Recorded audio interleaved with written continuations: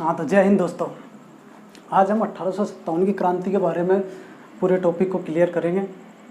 जितने भी क्वेश्चन अपने वनडे एग्जामिनेशन में जो भी वन लाइनर क्वेश्चन बनते हैं 1857 के टॉपिक से सारे क्वेश्चन लगभग हम कवर कर लेंगे आज। तो देखते हैं 1857 क्रांति से बनने वाले महत्वपूर्ण लगभग पूरा टॉपिक कवर किया जाएगा और क्वेश्चनों को अलग से दिखा जाएगा। मेन अपना टारगेट रहेगा कि भाई इससे बनने वाले एग्जाम में क्वेश्चन, ठीक है। तो 1857 क्रांति के पहले देख लेते हैं अपन कुछ महत्वपूर्ण प्रमुख बिंदु। 1857 क्रांति जो लगभग ज़्यादातर क्वेश्चन पूछे जाते हैं। देखिए उस समय पहले क्वेश्चन पूछा जाता है कि 1857 की क्रांति के समय भारत का गवर्नर जनरल कौन था। तो लॉर्ड कैनिंग 1857 क्रांति के समय हमारा भारत का गवर्नर जनरल था।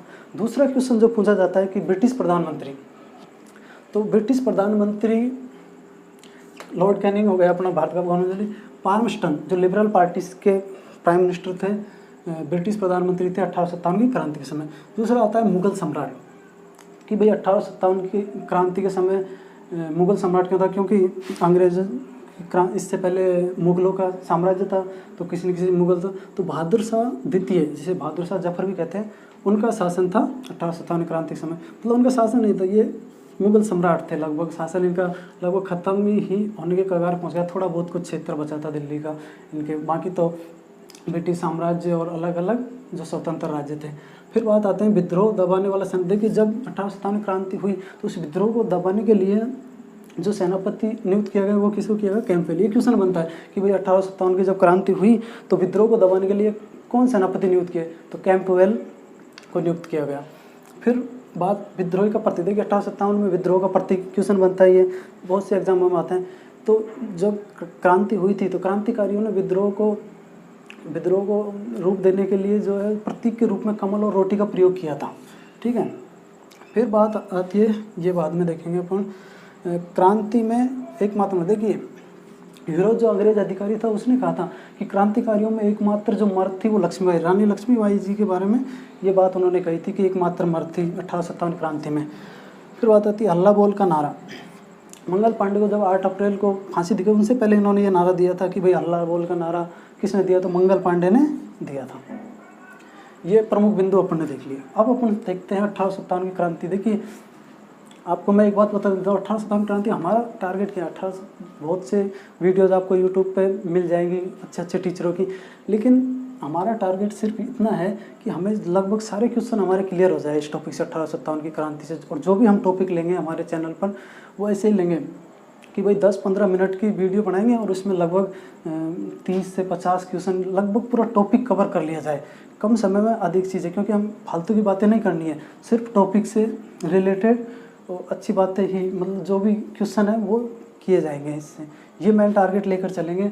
इसलिए हम, क्योंकि आप और वीडियोज़ में क्या है, आप 1 घंटे या 1.5 घंटे की वीडियोज़ मिलेगी आपको 1857 क्रांति में, और आपको क्वेश्चन कवर कराए जाएंगे 10 से 15, उससे कोई फ़ायदा नहीं है। इसलिए ये चीज़ मैंने खुद, क्योंकि मैं खुद तैयारी कर रहा हूँ, स्टूडेंट हूँ, तो ये कमी मैंने महसूस की। तो मुझे लगता है यार इस तरह की वीडियोज़ बनानी चाहिए, क्योंकि जो सीरियस स्टूडेंट रहते हैं उनको लगता है कि 10 से 15 मिनट की कोई वीडियो हमें मिल जाए और उससे काफ़ी सारा टॉपिक कवर हो जाए, ठीक है। क्योंकि सोशल मीडिया की आदत लगभग लग चुकी है हम, क्योंकि 1 घंटे 2 घंटे पढ़ाई करेंगे, फिर क्या देखेंगे, फ़ोन उठाएंगे, देखेंगे यार यूट्यूब खोल लेते हैं, फिर वहाँ पर आया कोई टॉपिक, उस पर गए और कुछ मिला नहीं, बहुत कम, मतलब समय भी चला गया और बहुत कुछ पढ़ नहीं पाए। तो इसलिए ये अपना उद्देश्य है। इसलिए फालतू की बातें ना करते हुए हम भी देखते हैं ये टॉपिक को आगे। देखिए स्वरूप, 1857 क्रांति के स्वरूप की बात की जाए तो इसमें इतिहासकारों में मतभेद रहा, क्योंकि जो पश्चिमी इतिहासकार थे उन्होंने इसे सैनिक विद्रोह का रूप दिया। कोई ने कहा कि भाई हिंदू और मुस्लिमों का अंग्रेज के विरुद्ध षड्यंत्र। लेकिन भारतीय इतिहासकारों ने इसे दिया प्रथम भारतीय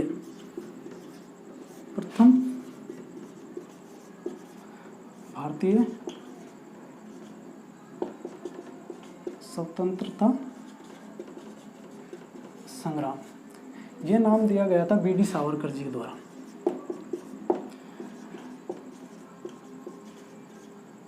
ठीक है, बी डी सावरकर जी कहते हैं ये प्रथम भारतीय स्वतंत्रता संग्राम। और कुछ और भी, जैसे ये पूर्णतः सैनिक विद्रोह, पूर्णतः सिपाही विद्रोह, पूर्णतः सिपाही विद्रोह की बात करें या हिंदू मुसलमानों के द्वारा उनका विद्रोह, तो ये जो भी मतलब अंग्रेज़ों के समर्थन में जिस तरह के ये जो यूज़ किया गया 1857 क्रांति, वो लगभग पश्चिमी इतिहासकार थे या ब्रिटिश इतिहासकार, जो यूरोपीय इतिहासकार थे।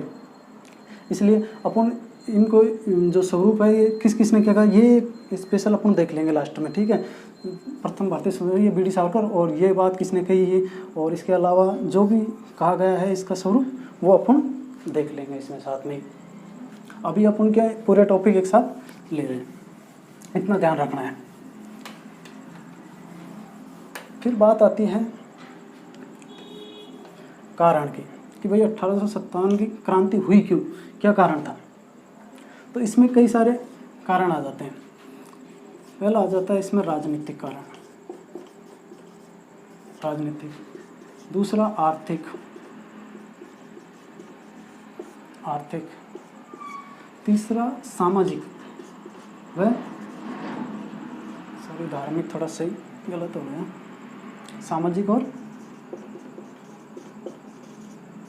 धार्मिक, ठीक है। आर्थिक, राजनीतिक, आर्थिक, सामाजिक, धार्मिक और सैनिक, सैनिक कारण, और अंत में अपन एक पढ़ेंगे तात्कालिक कारण, तात्कालिक कारण, ठीक है। ये सारे कारण थे 1857 क्रांति के शुरू में। देखिए राजनीतिक कारण क्या था।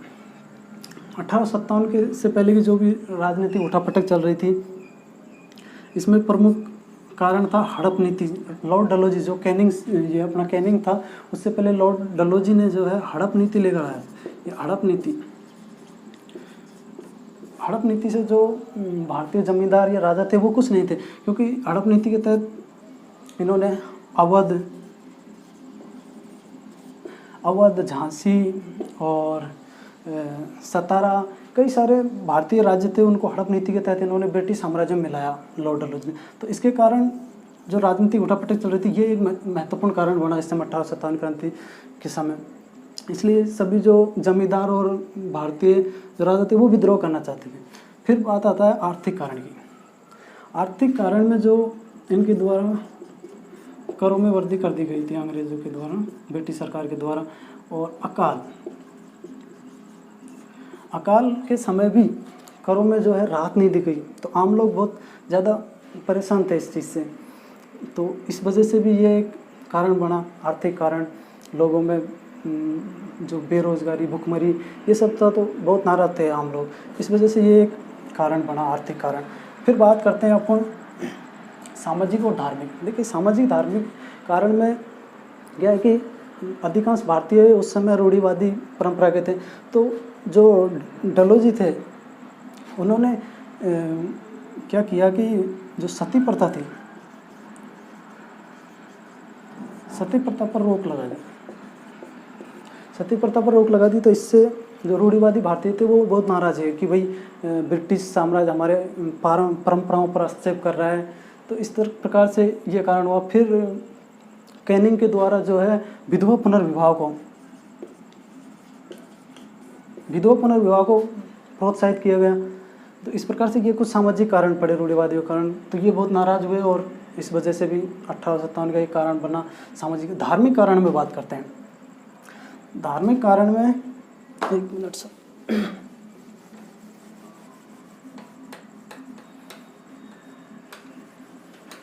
यहाँ तक अपन कर लिया था ना। धार्मिक कारण क्या था कि ब्रिटिशों द्वारा 1813 के जो चार्टर एक्ट था, चार्टर एक्ट, इसके तहत ईसाई मिशनरियों को भारत में धार्मिक प्रचार प्रसार की अनुमति दे दी गई 1813 के चार्टर। तो इससे भारतीय बहुत नाराज हुए। और इससे अलावा भी क्या है कि जो अंग्रेज अधिकारी थे उच्च पदों पर, उनके द्वारा भी कई बार ये कहा गया कि हमारा मूल उद्देश्य तो ईसाई धर्म को प्रमोट करना है भारत में। तो इस वजह से एक सामाजिक और ये धार्मिक कारण मूल बने उस समय 1857 की क्रांति के लिए। फिर बात अपन करते हैं किसकी, सैनिक कारण। देखिए सेना में भी जो यूरोपीय सैनिक थे एक तो, और भारतीय सैनिक।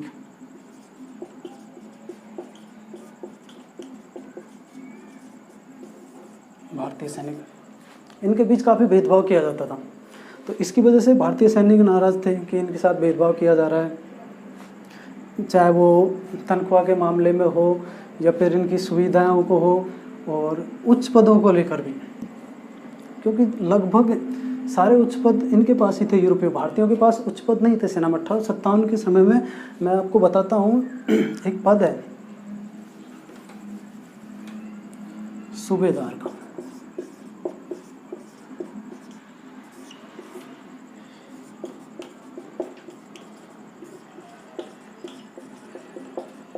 ये सर्वोच्च पद था, सूबेदार का पद भारतीयों का सर्वोच्च पद था सेना में 1857, क्योंकि सारे सर्वोच्च पद इनके पास थे, यूरोपीय या ब्रिटिश जो लोग थे उस सेना में। तो भारतीयों का सर्वोच्च पद सूबेदार का था, और बाकी तो सूबेदार भी कितने होंगे, बहुत कम लोग, बाकी सब निम्न पद पर थे भारतीय सैनिक। तो इस प्रकार के भेदभाव से ये एक सैनिक कारण बना। अपन ठीक है विस्तार में अभी चीज़ों को पढ़ेंगे, जो तात्कालिक कारण है उसमें यहाँ तक अपन ने देख लिया, क्योंकि कोई भी विद्रोह हुआ, इतने लेवल पे कोई क्रांति हुई, तो इसमें बहुत सी चीज़ें एक साथ जुड़ी, चाहे वो राजनीतिक हो, आर्थिक हो, सामाजिक, हर प्रकार से। जब आम आदमी परेशान हो जाए तो विद्रोह होता है कोई भी, क्योंकि छोटी मोटी ऐसे ही एक सेना के विद्रोह करने नहीं होता है, लेकिन आम जनता में भी कि भाई, तो इस प्रकार से सारे ये कारण जुड़ के फिर एक सैनिक विद्रोह हुआ था 1857 की, जो एक ज़बरदस्त क्रांति हुई थी। तो तात्कालिक कारण कि भाई ये 1857 में ये जो हुई, ये तात्कालिक कारण अपन देखते हैं। तो तात्कालिक कारण के अंतर्गत क्या आता है? तात्कालिक कारण में आता है कारतूस।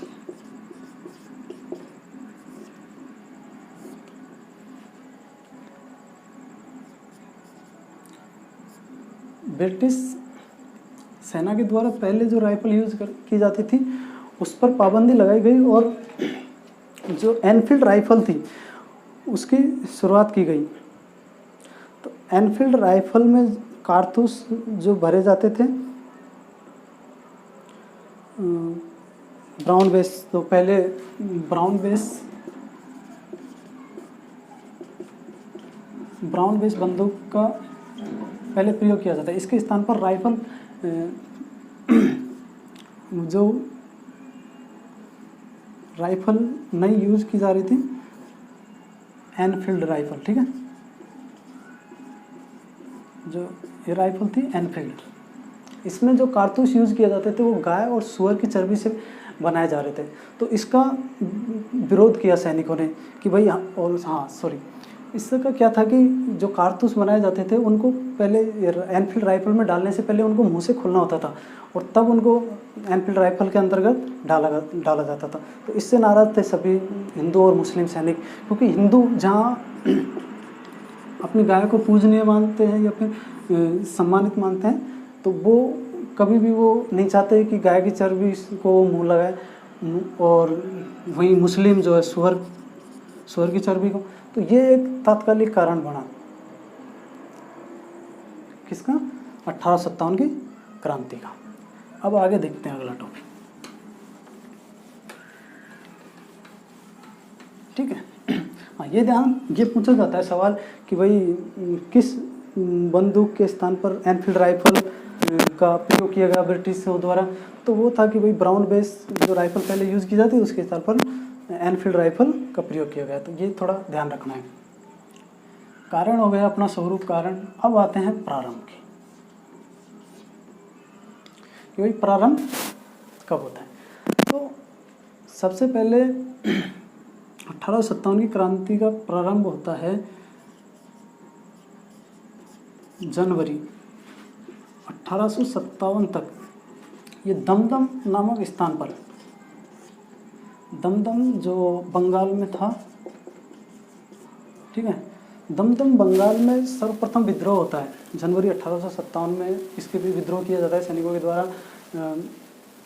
उसके बाद इसी राइफल को लेकर, कारतूसों को लेकर, तो फिर फरवरी में पहुंचता है ये, क्योंकि ये ये क्वेश्चन आता है कि भाई स्टार्टिंग में सर्वप्रथम शुरुआत विद्रोह कहाँ हुआ था 1857 की क्रांति में। तो शुरुआती विद्रोह जो प्रारंभ हुआ, प्रारंभ दमदम में 1857 में पहला विद्रोह हुआ। उसके बाद फरवरी माह तक ये पहुँचा बुरहानपुर, ठीक है, बुरहानपुर फरवरी 1857 तो बुरहानपुर तक ये विद्रोह पहुंचा, वहाँ तक, वहाँ के सैनिकों तक ये खबर पहुंची, उन्होंने विद्रोह किया। फिर बात आती है मार्च 1857 में, कहाँ आता है ये, बैरकपुर। जो मंगल पांडे भी इसी छावनी के, बैरकपुर से ही की छावनी में सिपाही थे। तो 29 मार्च 1857 को मंगल पांडे नाम जो 34वीं इन्फेंट्री के सैनिक थे, मंगल पांडे भारतीय सैनिक बैरकपुर छावनी में, तो उनके द्वारा विद्रोह किया जाता है कि भाई जो कारतूस हैं ये मुंह से नहीं डाले जाएंगे एनफील्ड राइफल के अंतर्गत। तो फिर ब्रिटिश जो अधिकारी होते हैं वो उन पर जोर देते हैं, तो इनको आ जाता है साफ गुस्सा, तो ये उन दोनों अधिकारियों को ही शूट कर देते हैं और मार डालते हैं। वो अधिकारी थे लेफ्टिनेंट बाग, ठीक है, लेफ्टिनेंट बाग था और एक ह्यूरस करके कुछ, हाँ ह्यूरस करके ही था शायद। ये दो अधिकारी होते हैं, एक बार कंफर्म कर लेना, शायद ह्यूरस कुछ ऐसे ही नाम था, याद आ नहीं रहा इस वक्त। एक लेफ्टिनेंट बाग थे और एक ह्यूरस करके कुछ ऐसे नाम था दूसरा अधिकारी, तो वो दोनों को मार देते हैं मंगल पांडे 1857 की इस क्रांति में। तो ये माना जाता है इसका प्रारंभ, लेकिन ये वास्तविक शुरुआत नहीं मानी जाती है। क्या बोला, प्रारंभ में पूछ जाती है भाई, प्रारंभ में कोई क्वेश्चन बन सकता है। वास्तविक शुरुआत इसकी होती है 10 मई 1857 को, 10 मई 1857 को। प्रारंभ में सिर्फ इतना याद रखना है कि भाई जनवरी 1857 में जो दमदम सैनिक छावनी थी, जो दमदम, बुरहानपुर और बैरकपुर, ये तीनों बंगाल में ही हैं, तीनों स्थान। इन सैनिक छावनियों में जनवरी 1857 में होता है दमदम में विद्रोह, उसके बाद विद्रोह पहुंचता है दमदम से बुरहानपुर में फरवरी 1857 तक, फिर मार्च में बैरकपुर पहुंचता है मंगल पांडे की जिस छावनी में। उसके बाद क्या होता है, जब वो दोनों अंग्रेज अधिकारियों को मार देते हैं मंगल पांडे, तो उनको गिरफ्तार कर लिया जाता है और 8 अप्रैल, ये डेट पहले देख लेते हैं, 8 अप्रैल 1857 को मंगल पांडे को फांसी दे दी जाती है। तो ये खबर जो कि सेना बाहर निकलती है, तो ये मेरठपुर में सर्वप्रथम, मेरठपुर से जो वास्तविक शुरुआत मानी जाती है इस विद्रोह की, 10 मई 1857 को मेरठ की सैनिक विद्रोह से जो सैनिक होते हैं भारतीय सैनिक, कि भाई अब तो अति हो गई है। जैसे ही 8 अप्रैल 1857 को मंगल पांडे को फांसी दी गई, तो ये सूचना मेरठ तक पहुंचती है अप्रैल के बाद मई में। तो 10 मई 1857 को जो सैनिक होते हैं वो उस छावनी को लूट के वहाँ से हथियार और दिल्ली की तरफ चल देते हैं। तो ये वास्तविक शुरुआत अगर क्वेश्चन आता है, प्रारंभ अपन ने पढ़ाई 1857 में जनवरी फरवरी माह तक दमदम, बुरहानपुर और बैरकपुर, लेकिन वास्तविक शुरुआत से क्वेश्चन आता है इम्पोर्टेंट लगभग। तो वास्तविक शुरुआत होती है 10 मई 1857 को मेरठ से। उसके बाद 11 मई 1857 को ये सैनिक पहुंचते हैं दिल्ली। तो इनको दिल्ली में उस समय मुगल शासक थे बहादुर शाह द्वितीय, जिन्हें बहादुर शाह जफर कहते हैं, वो, तो उनको ये नेता बनाते हैं, अपने क्रांतिकारी जो हैं मई 1857 क्रांतिकारी, उन्हें अपना नेता चुनते हैं। तो उस समय जो बहादुर शाह जफर थे वो बूढ़े हो चुके थे लगभग, तो उन्होंने जो नेतृत्व उन्हें दिया बख्श खां, वो जो उनका सेनापति था बहादुर शाह जफर का, बख्श खां। तो मुख्य नेतृत्व बख्श खां ने किया 1857 की जो क्रांतिकारियों का। इस प्रकार से ये मैन प्रारंभ माना जाता है, ये 1857 की क्रांति का मैन प्रारंभ माना जाता है। ठीक है, बाकी चीज़ें अपन परिणाम में पढ़ेंगे आगे। भाई किस प्रकार से ख़त्म हुई क्रांति। तो एक बार देख लेते हैं फिर कि ये 1857 की क्रांति हुई, लेकिन कई बार लोग कहते हैं इतिहासकार कि भाई 1857 में ही देश आज़ाद हो सकता था अगर पूरे देश का या अच्छे से राजाओं का समर्थन मिलता तो, लेकिन 1857 क्रांति अंग्रेजों द्वारा दबा दी जाती है, तो असफल एक तरह से मानी जाती है। भाई 1857 में असफल हुई, जो अपना स्वतंत्रता का जो लक्ष्य था वो पूरा नहीं कर पाए और दबा दी गई। तो असफलता के कारणों में क्या क्या कारण रहे हैं? तो असफलता के कारणों में देखिए, एक तो सीमित विस्तार रहा इसका, सीमित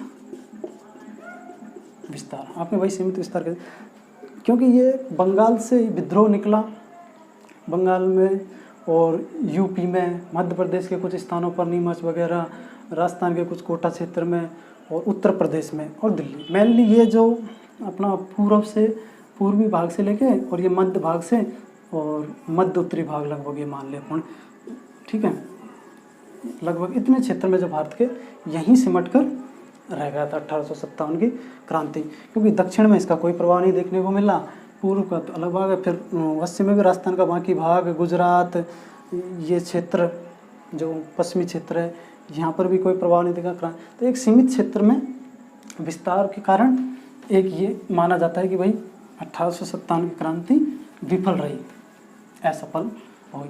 दूसरा कारण माना जाता है नेतृत्व की कमी, नेतृत्व की कमी, क्योंकि इसका कोई राष्ट्रीय स्तर पर कोई ऐसा बड़ा नेता उस समय था नहीं जो नेतृत्व कर सके। बहादुर शाह जफर भी बुजुर्ग हो गए थे, तो वो नेतृत्व इतने संभाल नहीं पाए बख्श का। तो कोई राष्ट्रीय स्तर पर एक बढ़िया नेता होता और इनका ढंग से नेतृत्व करता सैनिकों का, ये क्रांतिकारियों का, तो शायद सफलता मिलने के चांसेस थे। और कारण माना जाता है इसके अंतर्गत असफलता का, वो माना जाता है नेतृत्व की कमी तो है एक। उसके अलावा माना जाता है कि इसको भारतीयों का समर्थन, भारतीयों से मतलब है कि भारतीयों ने तो किया ही था विद्रोह, भारतीयों का समर्थन नहीं मिला, मतलब लगभग सभी भारतीयों का समर्थन नहीं मिला। कई बहुत से राजा थे जो अंग्रेज़ों का साथ दे रहे थे इसमें, देश इनको दबाने में, तो संपूर्ण भारतीयों का इसमें समर्थन नहीं मिल पाया। इसके कारण से भी ये सफल नहीं हो पाए, नेतृत्व की कमी थी। ये सारे कई कारण थे, और भी कई सारे कारण जो माने जाते हैं। इस प्रकार से लगभग अपने एग्जाम में क्वेश्चन तो यही पूछा कि भाई नेतृत्व की कमी के कारण असफल हुई, और बहुत कम आते भी नहीं है वन लाइनर में इस तरह के क्वेश्चन। तो ये कई सारे कारण हैं और देखते हैं अपन आगे। फिर बात आती है जी परिणाम। ठीक है, 1857 क्रांति हुई, सैनिकों ने विद्रोह किया, दिल्ली पर कब्जा भी कर लिया। मैंने वो बीच में छोड़ दिया। देखिए, मेरठ से 10 मई को निकले सैनिक, 10 मई 1857 को। उसके बाद 11 मई को दिल्ली पहुँचे। मेरठ से 10 मई 1857 को वास्तविक शुरुआत हुई। क्रांतिकारियों ने दिल्ली पर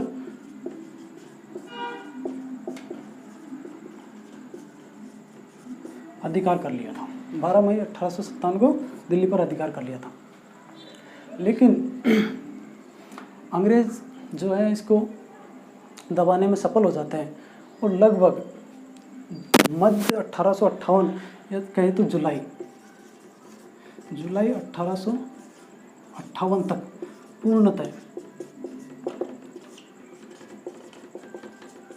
पूर्णतः समाप्त कर दिया जाता है 1857 की इस क्रांति को, जुलाई 1858 तक। तो इसके परिणाम स्वरूप अपन देख लेते हैं कि क्या हुआ। ये अंग्रेज इस पर काबू पा लेते हैं और इसको समाप्त कर देते हैं जुलाई 1858 तक पूर्णतः। तो परिणाम निकल कर आते हैं कि पहला तो मुगल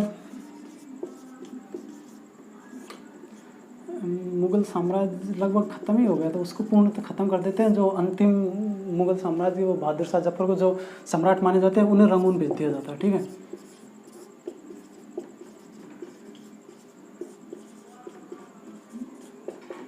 बहादुर शाह देती है, बहादुर शाह जफर को रंगून निर्वासित कर दिया जाता है अंग्रेज़ों के द्वारा, और मुगल सम्राट का लगभग ख़त्म। और सेना में कुछ परिवर्तन किया, जहाँ से क्वेश्चन बनता है। एक तो ये क्वेश्चन बनता है भाई इसके परिणाम में 1858 में बाद में बहादुर शाह जफर को रंगून निर्वासित कर दिया गया। और एक परिणाम की सेना में जो अपन ने ये छोड़ दिया था पील कमीशन, 1857 जब क्रांति हुई तो अंग्रेज़ों ने सोचा इस तरह की क्रांति दोबारा ना हो, तो उन्होंने एक कमीशन बनाया, पील कमीशन, ठीक है, पील कमीशन। तो इसकी रिपोर्ट आई, इसकी रिपोर्ट में उन्होंने कहा कि भाई जो ब्रिटिश सेना है उसमें भारतीयों की संख्या कम की जाए और यूरोपीय सैनिकों की संख्या बढ़ाई जाए, ये कुछ परिवर्तन किए जाए। तो इसके तहत अंग्रेज़ों ने जो है बंगाल में 1:2 में, बंगाल में मतलब ये होंगे यूरोपीय, ठीक है, यूरोपीय और भारतीय, 1:2, यूरोपीय और भारतीयों का बंगाल में सैनिकों का 1:2 रखा गया इसके बाद से 1857 क्रांति के बाद। और बम्बई और मद्रास में रखा गया 2:5। कहाँ, सॉरी उस समय तो बम्बई था, बम्बई व मद्रास, यहाँ सैनिकों की जो उन्होंने अनुपात रखा कि भाई यूरोपीय सैनिक 2 में और 5 में भारतीय सैनिक। तो ये कुछ परिवर्तन किए गए जहाँ से क्वेश्चन पूछे जाते हैं। तो बहुत बहुत धन्यवाद। लास्ट तक अगर आप वीडियो में रुके हो तो हमने लगभग, हाँ क्योंकि कुछ टॉपिक रह गए होंगे, कुछ क्वेश्चन, लेकिन लगभग जो क्वेश्चन बनते हैं 1857 की क्रांति से वो सब हमने कवर करने की पूरी कोशिश की है इस वीडियो में।